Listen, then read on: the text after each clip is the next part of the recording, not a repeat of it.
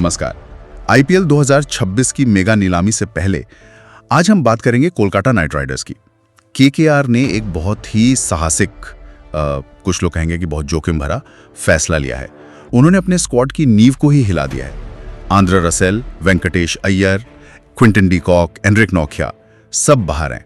और इसी एक फैसले की वजह से केकेआर नीलामी में आप कह सकते हैं शहंशाह बनकर उतर रही है, सबसे बड़े पर्स के साथ पूरे 64.3 करोड़ रुपए।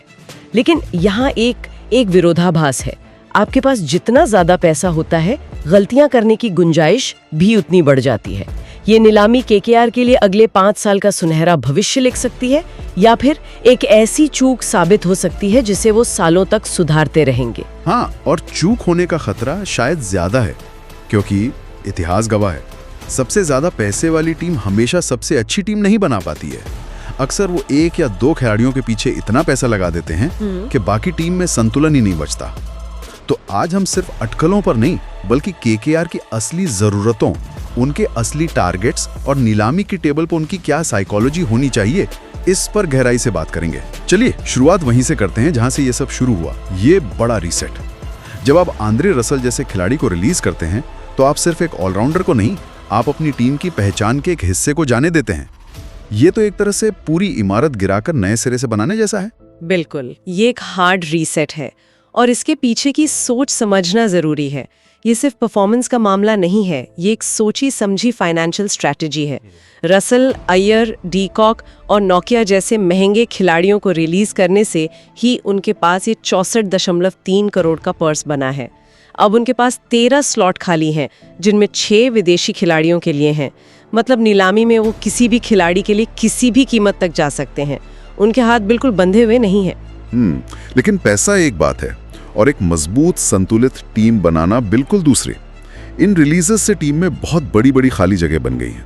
टॉप ऑर्डर में कोई विस्फोटक बल्लेबाज नहीं, पेस बॉलिंग का कोई लीडर नहीं, और सबसे बड़ी बात, वो फिनिशिंग पावर गायब है जिसके लिए केकेआर जानी जाती थी। तो सवाल यह है कि वो इन सभी छेदों को एक ही नीलामी में भरेंगे कैसे? यही तो सबसे बड़ी चुनौती है, और इसीलिए उन्हें अपनी प्रायोरिटीज मतलब प्राथमिकताएं बहुत साफ रखनी होंगी। अगर हम केकेआर की टीम को देखें तो 3 मुख्य क्षेत्र हैं जहां उन्हें सबसे ज्यादा ध्यान देने की जरूरत है। ये उनके लिए नॉन निगोशिएबल होने चाहिए। ठीक है, तो ये 3 जरूरतें क्या हैं? चलिए एक एक करके इन्हें समझते हैं। सबसे पहली और शायद सबसे मुश्किल जरूरत क्या होगी? सबसे पहली जरूरत है एक टॉप ऑर्डर बल्लेबाज जो विकेट कीपिंग भी कर सके। क्विंटन डी कॉक के जाने के बाद ये स्लॉट पूरी तरह से खाली है। उन्हें एक ऐसा खिलाड़ी चाहिए जो पहले ओवर से ही अटैक कर सके और पावर प्ले का पूरा फायदा उठाए, और इस रोल के लिए विदेशी खिलाड़ी ही सबसे मजबूत विकल्प नजर आते हैं। जॉश इंग्लिस और जॉनी बेयरस्टो जैसे नाम इस भूमिका के लिए एकदम फिट बैठते हैं। और कीपिंग दोनों की जिम्मेदारी देना सही है। इससे टीम का बैलेंस गड़बड़ा सकता है, क्योंकि फिर आपको बाकी के विदेशी स्लॉट बहुत सावधानी से चुनने होंगे। क्या कार्तिक शर्मा जैसे किसी भारतीय घरेलू विकेट कीपर बल्लेबाज पर दांव लगाना एक बेहतर लंबी अवधि की रणनीति नहीं हो सकती? ये एक बहुत ही वैलिड पॉइंट है, और यही केकेआर के मैनेजमेंट की सोच को परखेगा। देखिए, जॉनी बेयरस्टो जैसा खिलाड़ी आपको तुरंत परिणाम दे सकता है, लेकिन वो महंगा आएगा और एक विदेशी स्लॉट भी लेगा। वहीं कार्तिक शर्मा जैसे खिलाड़ी में निवेश करना भविष्य के लिए एक मजबूत भारतीय कोर बनाने जैसा है। मेरे हिसाब से आदर्श स्थिति ये होगी कि वो दोनों करें। एक अनुभवी विदेशी ओपनर कीपर खरीदें और एक युवा भारतीय कीपर को बैकअप के तौर पर तैयार करें। ठीक है, तो ये हुई टॉप ऑर्डर की बात। दूसरी सबसे बड़ी जरूरत क्या होगी? जाहिर है पेस बॉलिंग। निश्चित रूप से नोकिया और स्पेंसर जॉनसन के जाने के बाद उनका पेस अटैक काफी अनुभवहीन लगता है।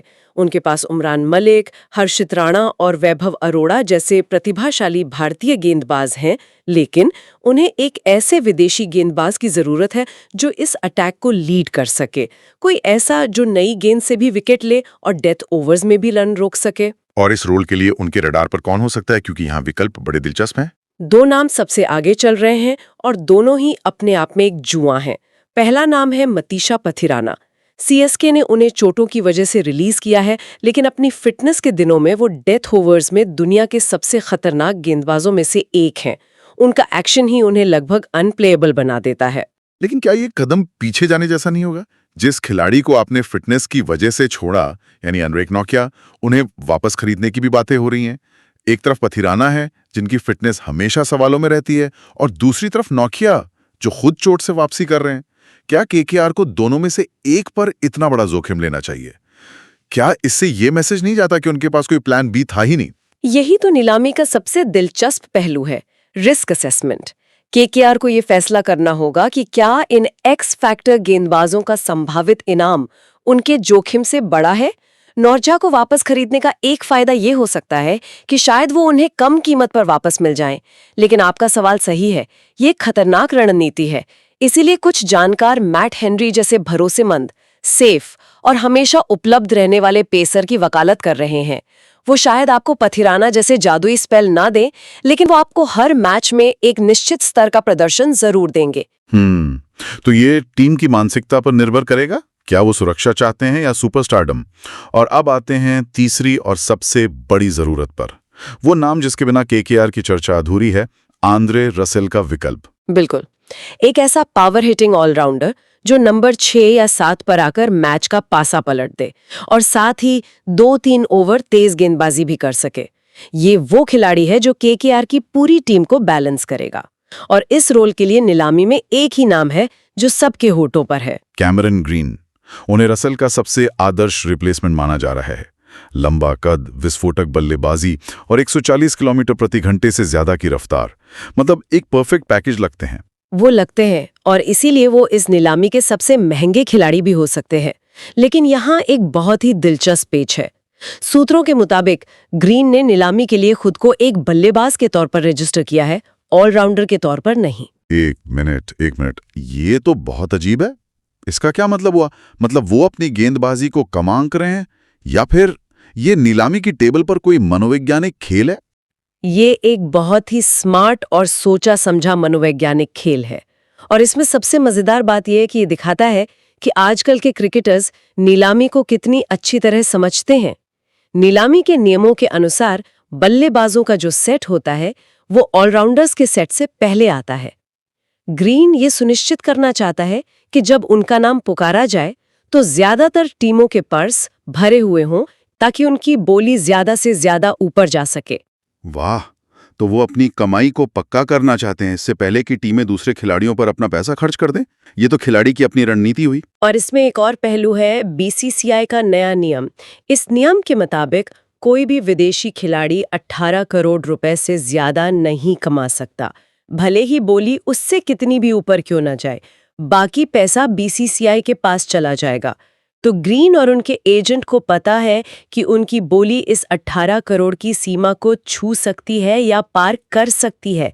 इसलिए वो चाहते हैं कि उनका नाम जल्द से जल्द आए, ताकि वो अपनी मैक्सिमम कमाई सुनिश्चित कर सकें। ये दिखाता है कि अब नीलामी सिर्फ मैदान पर प्रदर्शन के बारे में नहीं है, बल्कि टेबल पर रणनीति बनाने के बारे में भी है।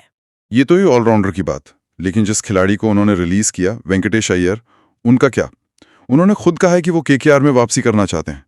क्या ये संभव है? ये बहुत बड़ा और कह सकते हैं भावनात्मक सवाल है, खासकर फैंस के लिए, और इस पर राय बुरी तरह बटी हुई है। कुछ का मानना है कि उन्हें वापस खरीदना चाहिए, लेकिन एक सही कीमत पर, शायद 10-12 करोड़ से कम में। वो एक भारतीय ऑलराउंडर हैं और टीम को गहराई देते हैं। लेकिन दूसरा पक्ष भी तो है। बिल्कुल, दूसरा पक्ष ये तर्क देता है कि वेंकटेश अय्यर को ज्यादा पैसे देने की वजह से ही केकेआर को अतीत में शुभमन गिल और फिल सॉल्ट जैसे खिलाड़ियों को खोना पड़ा था। तो ये सिर्फ पैसे का सवाल नहीं है, ये केकेआर की टीम बनाने की फिलॉसफी का सवाल है। क्या वो एक जाने पहचाने खिलाड़ी यानी वेंकटेश अय्यर पर भरोसा करते हैं, ये जानते हुए कि उनका प्रदर्शन ऊपर नीचे होता है, या फिर वो एक नई दिशा में जाकर एक ऐसे खिलाड़ी पर दांव लगाते हैं जो शायद उन्हें गिल जैसी सफलता दे सके। ये टीम की रिस्क लेने की क्षमता को दिखाता है। तो केकेआर के पास पैसा है, लक्ष्य भी साफ है, लेकिन नीलामी की टेबल पर सबसे ज्यादा पैसे वाला होना एक दोहरी तलवार है। आपके पास ताकत तो होती है, लेकिन आप हर किसी का निशाना भी बन जाते हैं। जैसा कि एक रेडिट थ्रेड में किसी ने बहुत अच्छी बात कही थी, केकेआर की आदत है कि वो कभी-कभी भावनाओं में बहकर बोली लगाती है, जिसका फायदा दूसरी टीमें उठा सकती हैं। इसे नीलामी की भाषा में एक तरह से उकसाने वाली बोली या ट्रैप बिड कहते हैं। दूसरी टीमों, खासकर सीएसके जैसी चतुर टीम को, जिनके पास भी लगभग 43.4 करोड़ रुपए का पर्स है, उन्हें पता होता है कि केकेआर ग्रीन के लिए किसी भी हद तक जाएगी। तो वो जानबूझकर बोली बढ़ाते रहते हैं, सिर्फ केकेआर का बजट बिगाड़ने के लिए, भले ही उन्हें खुद ग्रीन को खरीदना ना हो। मुझे 2014 की नीलामी याद आती है, जब दिनेश कार्तिक के लिए टीमों के बीच ऐसी ही लड़ाई हुई थी और उनकी कीमत आसमान छू गई थी। ये केकेआर के लिए एक बहुत बड़ा जाल हो सकता है। तो इस जाल से बचने के लिए केकेआर की सही रणनीति क्या होनी चाहिए? वो कैसे सुनिश्चित करे कि उनका 64.3 करोड़ का पर्स एक मजबूत टीम बनाने में लगे, न कि सिर्फ एक दो महंगे खिलाड़ियों पर बर्बाद हो जाए? उन्हें 3 चीजों पर ध्यान देना होगा। पहला, हर खिलाड़ी के लिए एक मैक्सिमम लिमिट तय करें और उस पर टिके रहें। अगर कैमरन ग्रीन की बोली 20-22 करोड़ से ऊपर जाती है, तो उन्हें पीछे हटने की हिम्मत दिखानी होगी। भावनाओं में बहना सबसे बड़ी गलती होगी। दूसरा, हर पोजीशन के लिए प्लान बी और प्लान सी तैयार रखें। अगर उन्हें पथिराना नहीं मिलते, तो क्या उनके पास कोई और डेथ बॉलर का विकल्प है? अगर ग्रीन बहुत महंगे हो जाते, तो क्या उनके पास कोई और विदेशी ऑलराउंडर का विकल्प है? और तीसरा और शायद सबसे महत्वपूर्ण, उन्हें अपने भारतीय कोर को मजबूत करने पर ध्यान देना होगा। नीलामी सिर्फ 6 विदेशी खिलाड़ियों के बारे में नहीं है, ये एक पूरी टीम बनाने के बारे में है। मोहित शर्मा या आकाशदीप जैसे अनुभवी भारतीय तेज गेंदबाज या कार्तिक शर्मा जैसे विकेटकीपर बल्लेबाज, ये वो खिलाड़ी हैं जो आपको टूर्नामेंट जिताते हैं। केकेआर को सिर्फ बड़े नामों के पीछे नहीं भागना चाहिए, बल्कि ऐसी खरीदारी करनी चाहिए जिससे टीम का बैलेंस बने। एक मजबूत भारतीय कोर ही एक सफल आईपीएल टीम की रीढ़ होती है। तो साफ है कि केकेआर एक बड़े चौराहे पे खड़ी है। उनके पास एक नया इतिहास लिखने का मौका भी है और सब कुछ गड़बड़ करने का खतरा भी। ये नीलामी उनके इरादे और उनकी दूरदर्शिता का सबसे बड़ा इम्तिहान होगी। बिल्कुल, ये नीलामी सिर्फ 2026 सीजन के लिए खिलाड़ी खरीदने के बारे में नहीं है, ये अगले 3 से 5 सालों के लिए टीम की दिशा तय करने के बारे में है। और उनके सामने एक बुनियादी दार्शनिक सवाल है, क्या वो कैमरन ग्रीन जैसे एक मेगा स्टार पर अपना पूरा दांव लगाएंगे, जिसके इर्द गिर्द वो टीम बनाएंगे, या फिर वो अपने पैसों का समझदारी से इस्तेमाल करके एक संतुलित और गहरी टीम बनाएंगे, जिसमें शायद कोई एक बहुत बड़ा स्टार न हो, लेकिन 11 के 11 मैच विनर हो। ये एक दिलचस्प सवाल है जिस पे सोचने की जरूरत है। क्या एक खिलाड़ी पर अत्यधिक निर्भरता एक मजबूत टीम बनाने की कला से ज्यादा महत्वपूर्ण है? ये टीम स्पोर्ट्स का एक क्लासिक सवाल है। क्या एक महान खिलाड़ी टीम बनाता है या एक महान टीम हर खिलाड़ी को बेहतर बनाती है? इसका जवाब हमें 16 दिसंबर को नीलामी में केकेआर की चालों से मिलेगा।